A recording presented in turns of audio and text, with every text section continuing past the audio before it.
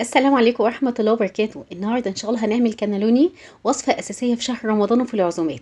بجد حاجة تشرف على سفرتك في رمضان إن شاء الله. طبعا هنعمله النهاردة بأسهل طريقة. طبعا الكانالوني أساسا عبارة عن مكرونة بتتباع، بتتحشي لحمة مفرومة أو أي حشوة، سبانخ، جبنة اللي موجودة معاكي.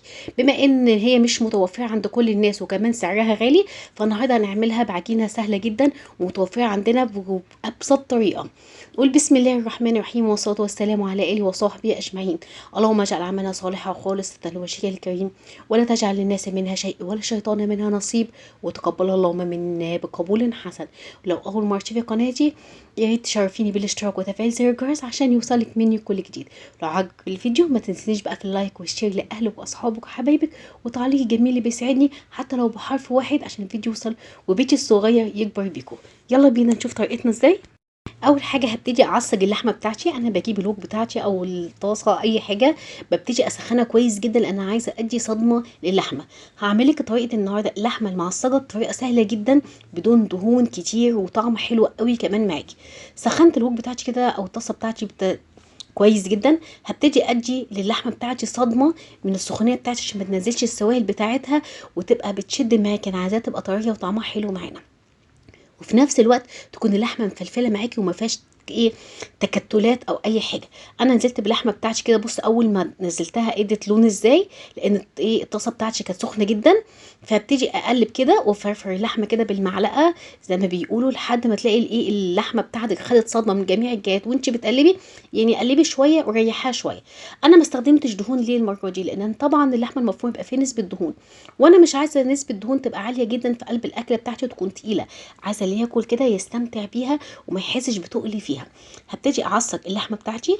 طبعا لو اللحمه حاسه ان مفيش فيها نسبه دهون تقدري تحطي فيها نص معلقه من السمنه، وممكن تستغني عنها.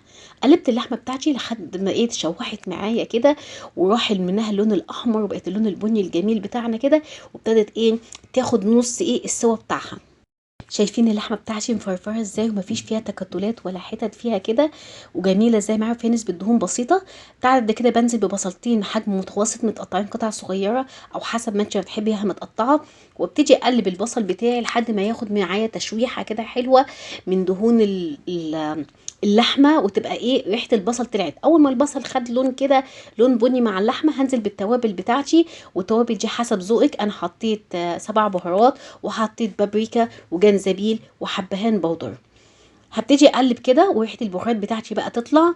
وطبعا زي ما قلت لك تقدري تغيري في البهارات على حسب ما انت بتحبيه. انا مش عايزه اكتر بهارات كتير عشان اللحمه يبقى طعمها حلو موجود. معايا فلفل اخضر ومعايا جزرايه مبشوره وهنزل بيهم. طبعا لو عندك فلفل الوان يا سلام تبقى جميله جدا. قلبت معايا بقى كده وابتدي ادي تقليبه. طبعا كده اللحمه بتاعتي خدت 3/4 ايه او تقريبا ايه 75% من التسويه ايه بتاعتها. نزلت عليها بمعلقتين من الصلصه. دي صلصه انا عاملاها في البيت، معلقتين 3 كده على حسب لون الايه اللحمه ما انتي بتحبيها. بتحبي فيها الصلصه كتير زودي، ما بتحبيش فيها تحبيها لونها حلو طبيعي كده اوكي. انا حطيت بقى رشه من الشطه ودي حاجه ايه اختياريه. وطبعا ملحي اللحمه بتاعتك والملح ده حسب ذوقك. ابتديت اقلب كده وادي تشويحه وهغطي بقى لمده 5 دقايق بالظبط. اللحمه بتاعتي بقى استوت والخضار كمان استوى معاه وتشوح بالبصل، واحلى لحمه معصجه بجد هتاكليها معاكي كده جاهزه معانا. هنبتدي بقى نعمل عجينه الكريب بتاعي. هنزل بكوبايه من الميه على كوبايه من اللبن وحبه واحده بس من البيض. لو عايزه تستغني عن البيضه تقدري تستغني عنها، بس انا حبيت يبقى فيها فايده لاولادي. هنا عندي اولادي ما بيحبوش ايه البيض واللبن. جبت ايه كوبايتين من الدقيق ونزلت عليهم بمعلقه من الملح ونص معلقه من الفلفل الاسمر، وهنزل بكل الدقيق بتاعي في قلب الخلاط. طبعا لو انت مش عايزه تستخدمي الخلاط تقدري تستخدمي المضرب السلك اليدوي العادي جدا، بس انا بستسهل على نفسي ان انا اضربها في خلاط عشان تبقى ايه ميبقاش فيها تكتلات او حاجه. ونزلت كمان بمعلقتين من الزيت كبار. زي ما انتم شايفين كده انا ضربته كويس جدا، وطبعا قلبت الحروف بتاعتي وضربت بالخلاط لحد ما اتاكدت ان مفيش اي تكتلات خالص في قلب الكريب. لو حسيتي ان فيها حاجه تقدري بمصفى كده ايه تصفيها بعد ما تخلصي. خلاص كده الكريب معايا جاهز. اظن مفيش اسهل من كده. كوبايتين من السوائل وكوبايتين من الدقيق وملح وفلفل اسمر وحبه من البيض. طبعا طبعا نوع الدقيق بيختلف اكتسابه للسوائل، يعني انا ممكن كوبايتين نوع الدقيق بتاعي خدت مع كوبايتين من السوائل، انت ممكن تاخد معاكي كوبايتين وشويه. واهم حاجه تقلبي، وخلي بالك لو قعدتي العجينه شويه هتبتدي تتقل معاكي، هتضطري انك انت تخففيها. سخنت الطاسه بتاعتي كويس واديتها مسحه من الزيت ونزلت عليها مغرفه على حسب الحجم. انا عملت جزء منها حجم كبير زي ما انتم شايفين، وهعمل جزء تاني صغير. يعني انا هعمل طريقتين للكنالوني النهارده، بطريقتين كده ايه، حاجه دكه بسيطه كده فيها، واللي تعجبك اعمليها، والاتنين احلى من بعض كمان. شايفين اول ما ابتدت تسخن كده الحروف بتاعتها ابتدى لونها يتغير، وابتدت ان هي تخش في التسويه، فهبتدي كده شايفين بتبقى سهله معاكي في القلب ازاي. هبتدي اقلبها على الاتجاه التاني. عايزه اقول لكم هي ما بتاخدش حاجه خالص في التسويه، يعني هي يا دوبك دقيقتين بالظبط وتكون استوت معاكي. شايفين خدت لون ازاي، وقلبتها على الاتجاه التاني وضغطت ضغطه بسيطه. عايزه اقول لكم ايه، بتلاقيها بتقب معاكي زي العيش كده معانا يعني. اهم حاجه ما تبقاش تتحرق معاكي، واهم حاجه تسويها وتكون متحمره على الوشين، لان هي لما هتقعد تتغطى هتطرى معانا تاني.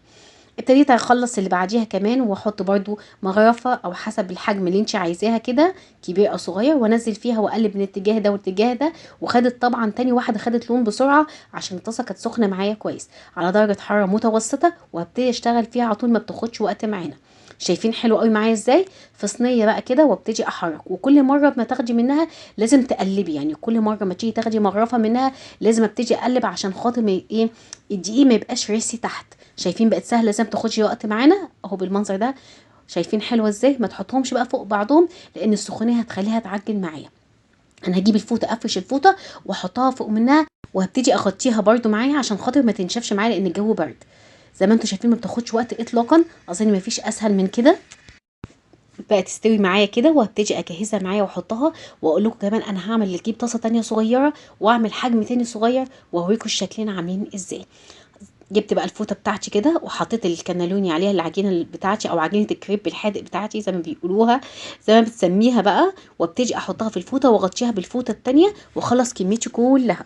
بصوا ما شاء الله الكميه من كوبايتين عملت كميه ازاي. ده الصغير بتاعي اللي انا عملته في طاسه الصغنطوطه، والتاني عملته الحجم اللي هو الكبير شويه، مش حجم الكريب، الحجم اللي هو الوسط، يعتبر الوسط معايا.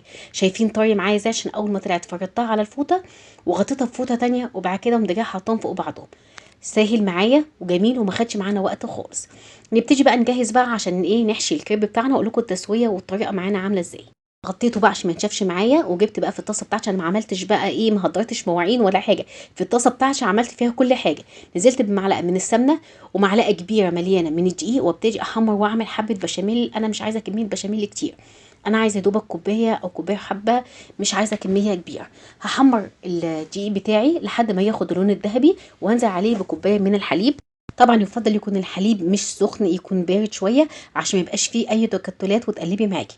طبعا بتنزلي حبه بحبه وتقلبيها على طول كده، عشان ما يبقاش فيه اي تكتلات. حبيتي عايزه مضرب اوكي، عايزه تضربيه في الخلاط لو لا قدر الله فيه تكتلات ماشي. انا الحمد لله ما خدش معايا وقت خالص. قلبت بسرعه معايا كده، بقى البشاميل اللي جاهز معايا. هبتدي بقى احط له الملح والفلفل الاسمر، ورشه صغيره اختياري من الحبهان، لو انت عايزاه، مش عايزاها تقدر تستغنى عنها. بس الاساس بتاعي الملح والفلفل بس معايا. ابتديت كده رشه الفلفل بتاعتي والملح وقلبته، واول ما ابتدى يغلى معايا البشاميل بتاعي كده خلاص استوى. طبعا سمكه انا مش عايزاه تقيل، انا عايزاه يكون وسط، ولا خفيف قوي ولا تقيل. كده البشاميل بقى بتاعي جاهز معايا، ويلا بقى نحشيه الكنالوني. شايفين السمك بتاعه عامل ازاي؟ هبتدي بقى جبت الصواني بتاعتي واديتها مسحه سمنه من تحت كده، وابتدي اجهز. طبعا الكبير معايا، انا معايا لحمه مفرومه ومعايا جبنه موتزاريلا، اي نوع جبنه، ودي اختياري، تقدري تستكفي باللحمه المفرومه بس. انا معلش مش واضحه قوي معاكم، بس هقول لكم انا هعملها على شكل ظرف. حطيت اللحمه المفرومه وحطيت الجبنه عليها. هبتدي اوضح لكم اهي اللحمه المفرومه والجبنه، وابتدي اقفلها كده على شكل ظرف كده معايا، والناحيه اللي تحت هتبقى موجوده في الصينيه معايا. شايفين عامله ازاي معانا؟ هعمل واحده تانية معاكم. هبتدي احط الكريب العجينه بتاعتي او الرغيف بتاعي، وابتدي احط اللحمه المفرومه وعليه جبنه الموتزاريلا، وابتدي اقفلها بتاع معايا، واحطها في الصينيه بتاعتي. اظن ما فيش اسهل من كده يا جماعه، مش محتاج ان احنا نشتريه من بره او حاجه بمبالغ اللي احنا بنشوفها دي. هخلص البايكس اللي هي الصينيه بتاعتي الاولانيه بتجي بالطريقه دي. خلصتها معايا، نعمل بقى الطريقه التانية. جبت بقى اللي هي الصغير خالص ده، وعمله على شكل كده الرول معايا. حطيت فيه لحمه بس من غير جبنه، وابتدي احطها معايا. جبت البايركس، هبتدي احط فيه معلقتين من البشاميل اللي في ارضيته، طبعا انا عملت جزء من البشاميل دي، ودي من غير بشاميل، لان انا عندي بنتي الكبيره مش بتحب البشاميل اللي فيها، بتحبها كده شبه المكرونه بالظبط، مش بتحب فيها صوص او اي حاجه، بتحبها ايه، جافه بالجبنه كده بس، وتشد معايا بالجبنه. فبتبقى حلوه قوي قوي، اللي هي دي يعني ايه، دي ليها طعم ودي ليها طعم، والاتنين حلوين قوي. عايزاكي تجربي يعني بمعلقه بكوبايتين من دي عملنا الصينيتين الجمال بتوعنا. شايفين انا لفتها ازاي، لفه كده، والناحيه اللي مفتوحه من تحت احطها تحت البشاميل. هبتدي احط بقى فوق منها، هحط البشاميل بتاعي عشان يديني لون حلو، معلقه من الصلصه كده على البشاميل عشان تدي تحميره كده ولون حلو كمان معانا. لو مش عايزه تحطي جبنه ما تحطيش، هتدي البشاميل ده هيدي لون حلو قوي معانا. اديتها كده رشيت حطيت البشاميل عليها، ورشه جبنه بسيطه خالص، جبنه موتزاريلا، جبنه رومي، اللي انت بتحبيه حطيه معايا. كده دي خلصت معايا.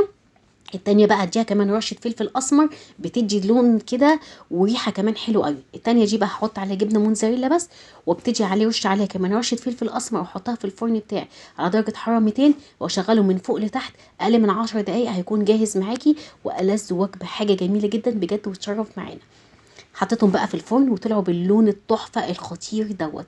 بجد وصفة حلوة جدا وما خدتش وقت. ودي طبعا انا زودت كمية تانية عشان اوريها لكم.